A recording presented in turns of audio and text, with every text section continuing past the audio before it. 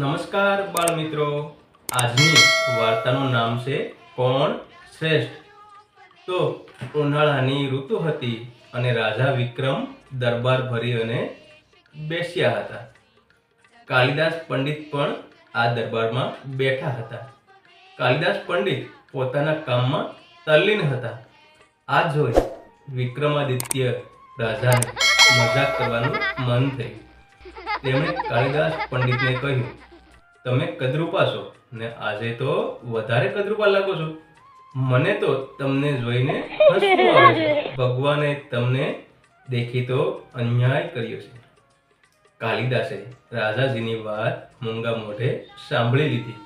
તેમને ખરાબ લાગ્યું, પણ કંઈક વિચારીને ત્યારે તેઓ કંઈ બોલ્યા નહીં. બીજા દિવસે જ્યારે દરબાર ભરાયો ત્યારે કાલિદાસે દરબારમાં રાખેલા માટીના ઘડાની જગ્યાએ સોનાનો ઘડો રાખી દીધો. રાજાને બપોરે તરસ લાગી.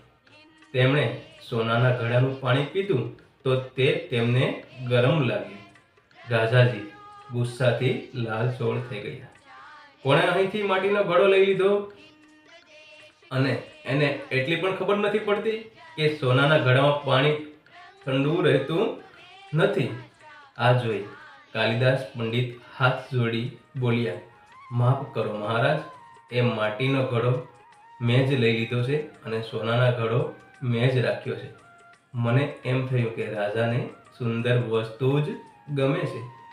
માટીનો ઘડો સોનાના ઘડા જેટલો સુંદર લાગતો નથી અને એનું પાણી તમને વધારે ગમશે એટલે મેં આવું કર્યું હતું.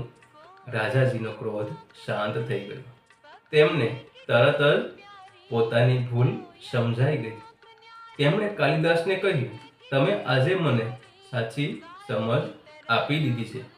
અત્યાર સુધી મને સુંદર વસ્તુ જ ગમતી હતી ને હું તેના ગુણ જોતો ન હતો.